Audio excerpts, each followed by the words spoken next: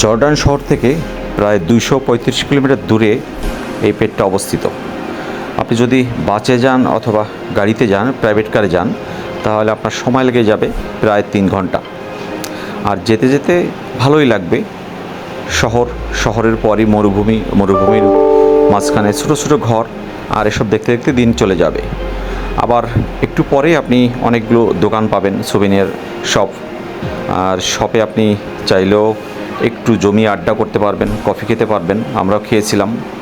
আর এভাবেই সময় কেটে যাবে, আর এর মধ্যে আপনি পৌঁছে যাবেন পেট্রা। আমরা পৃথিবীর সপ্তাশ্চর্যের একটি, সেটা হচ্ছে পেট্রা। আর পেট্রা হচ্ছে জর্ডানে অবস্থিত। আমরা সেখানে এসেছি। লালচে গোলাপি পাথরের পাহাড় কেটে তৈরি শহর। এই শহরকে অনেকে রোজ সিটি নামেও চেনে। চলুন দেখে আসি এই রোজ সিটিতে কী আছে।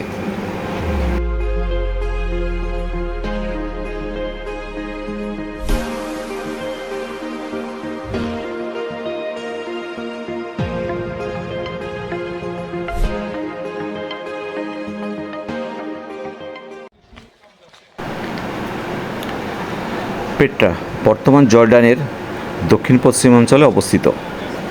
ধারণা করা হয় খ্রিস্টপূর্ব 4র্থ শতাব্দীর দিকে নবাতীয় আরবরা এই শহর গড়ে তোলে। নবাতীয়রা ছিল দক্ষ ব্যবসায়ী ও প্রকৌশলী।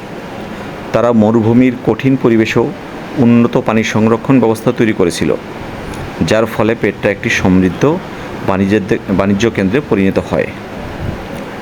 সে সময় আরব উপদ্বীপ, মিশর, সিরিয়া এবং ভূমধ্যসাগরীয় অঞ্চলের মধ্যে যে কাফেলা বাণিজ্য চলত, তার গুরুত্বপূর্ণ কেন্দ্র ছিল পেট্রা।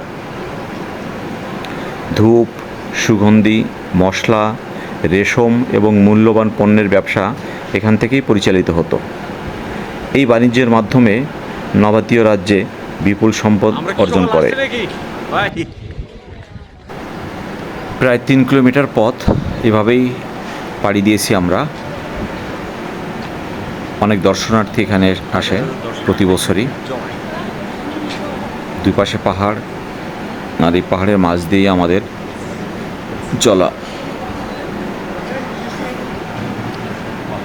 দেখতে দেখতে ভালোই সময় কেটে গিয়েছিল।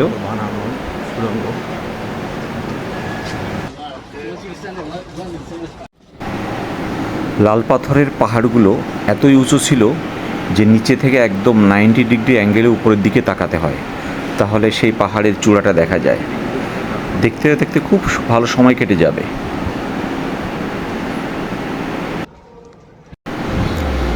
যদি হাঁটতে সমস্যা হয় তাহলে আপনি ঘোড়া নিতে পারেন, আর এসব গাড়ি তো আছেই ছোট ছোট। আপনি তবে হেঁটে যাওয়াই ভালো। আপনি চারিদিকে সব কিছু একদম কাছে থেকে দেখতে পাবেন।